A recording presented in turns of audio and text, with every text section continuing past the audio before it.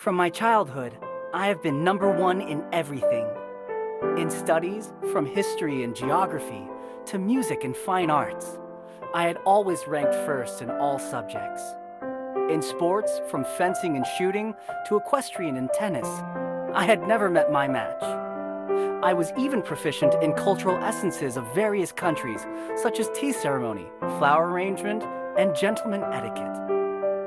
Besides these inherent talents, my face was so delicate and handsome that it seemed to be made by Michelangelo, and I could easily have a bunch of fangirls adoring me. The only shortcoming was my height. No matter how much milk I had forced myself to drink, there had been no improvement. However, as Grandpa said, a little body often harbors a great soul. This disadvantage didn't stand in my way at this famous boys' high school. However, my perfect plan to dominate the campus was unexpectedly hindered a week after entrance. A mysterious boy became my roommate in the middle of the course. No one knew why he came a week later, and we were all curious about how he could still enter the school as normal without attending the opening ceremony. According to regulations, if students missed the opening ceremony, they would lose their qualifications to be a student of the school. However, after a week, the boy who hadn't even put on his uniform was led into the classroom by the class teacher. Starting today, he will be your classmate. And Arthur, he will be your roommate, so can you show him around the campus after class? Of course, teacher. I agreed with no hesitation and showed a sweet smile to the new student that no one could resist. But he just nodded slightly and didn't reveal any excitement over being greeted by me. Well, maybe he was not good at talking, so I chose to forgive him. After the bell rang, he was immediately surrounded by the crowds of students. I thought he would be shy and embarrassed and would ask for my help. After all, I was assigned by the teacher to be his guide. But I didn't expect him to answer the students' questions in such a natural way. What's your name? Lucien. Where do you come from? China. Are you a noble there? There's no class division in modern China. Then what does your family do? I don't have a family. The students thought he was just joking and continued to ask. Why? Everyone has a family. I'm an orphan. He gave a shocking answer with an expressionless face, and the crowds began to whisper. The boys here were either rich or noble, so his identity would surely raise rumors. Although he seemed not to care about this, I didn't like to hear the gossip. I broke into the crowd and led him out the classroom. He followed me silently all the way, and he was so quiet that I could hardly feel his existence. Hey, why did you tell them? It's okay not to answer. Because they asked, and I didn't think I needed to hide anything. When he said this, I could see the sincerity in his eyes. It seemed that he didn't mean to please the students with a joke. You should know what can be said and what cannot. I sighed, unable to understand his way of thinking. Sometimes, silence is a virtue. But honesty is also one. He looked genial and elegant, but he made his utmost efforts to fight for his point of view at such a time. I thought I probably couldn't get along with him. After walking speechlessly all the way to the dorm, I was embarrassed to find that I couldn't open the door. He stood behind me and watched for a while. Finally, he reached for the keychain in my hand. You are using the wrong key. His hands were slightly larger than mine, and his fingers were long and strong, like the hands of an excellent pianist.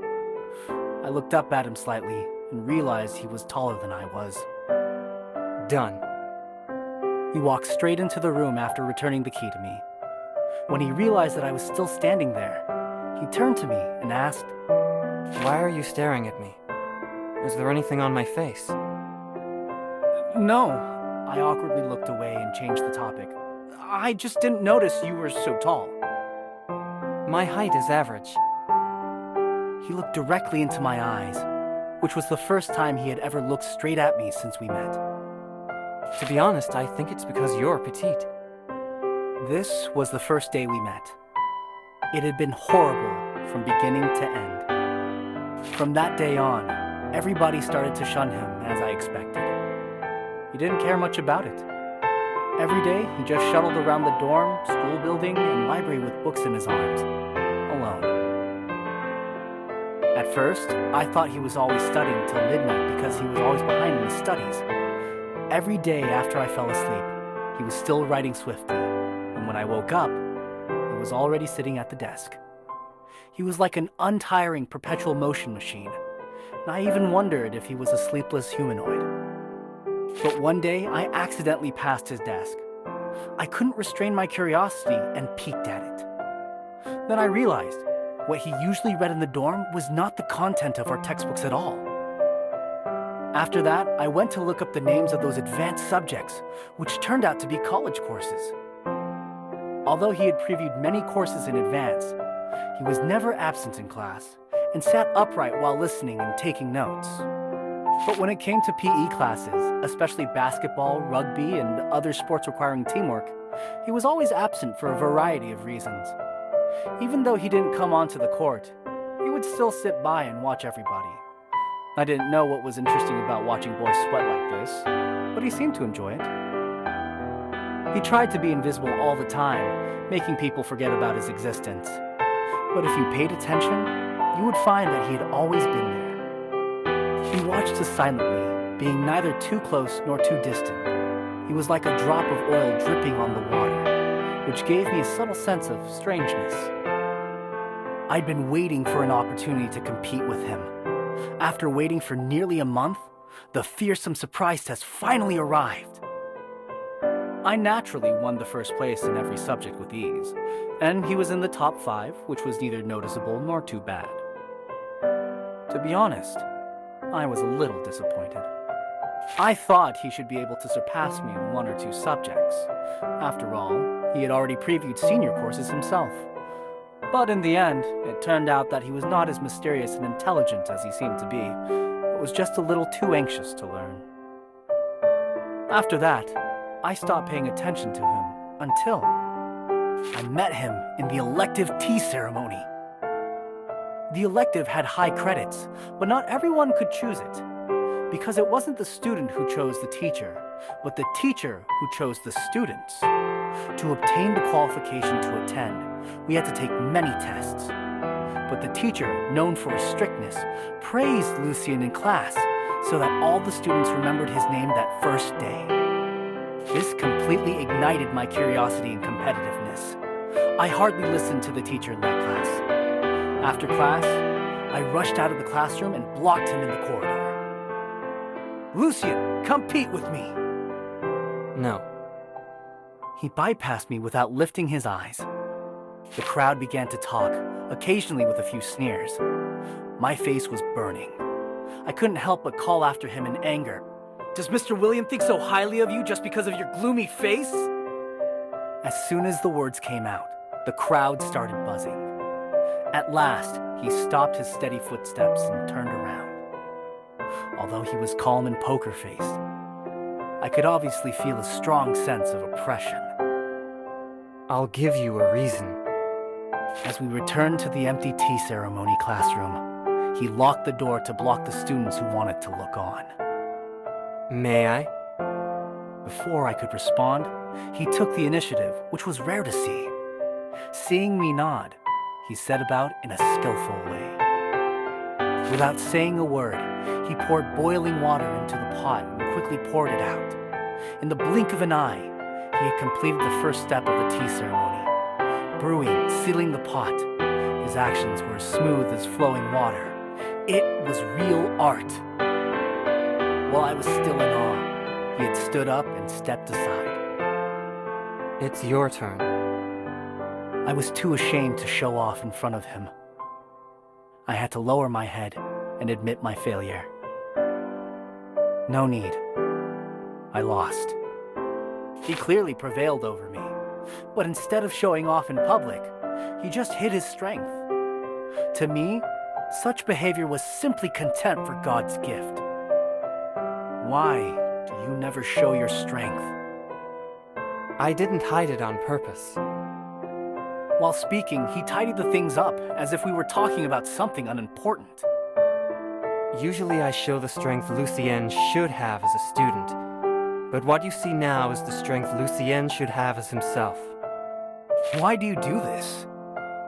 I don't think that's something you need to know. Everyone has his own mission, but not everyone can understand what others are going to achieve. When he said this, his look remained unruffled, but his tone revealed a trace of forbearance. Answer my question. No one had ever mystified me deliberately like him. I saw through the faint smile on his face. It was clear that I was treated as a child who had seen little of the world. I remember you once said that silence is a virtue, and I think I understand that now. He turned around to leave, but suddenly stopped before opening the door. You are too impetuous. If you calm down and rely on your own perception to get close to and understand the tea ceremony, you will know it better. I wanted to catch up with him and ask him thoroughly, but the crowd of onlookers blocked my way. When I finally managed to break away, he had disappeared in the corridor. My mysterious roommate left quietly after the first school year. Before he left, he finally decided to stop hiding his strength and accomplished a feat, ranking above me in all subjects. In addition to expressing shock, the students in the class didn't forget to give me a dig. I ate 5 whole scones to dispel my anger and depression. I thought he left in such a hurry because he worried this would irritate me. And he might have concealed his strength before in order to avoid embarrassing me. For his precious consideration, I decided to forgive him once more for leaving without saying goodbye. Of course, I didn't forget that I had to take the first place in everything. So I made an oath, on the day when the exam results were announced, that I would compete with him once more. However, I saw his articles published in the world's top scientific journals when I was still struggling for my dissertation in college. Of course, this was what happened later.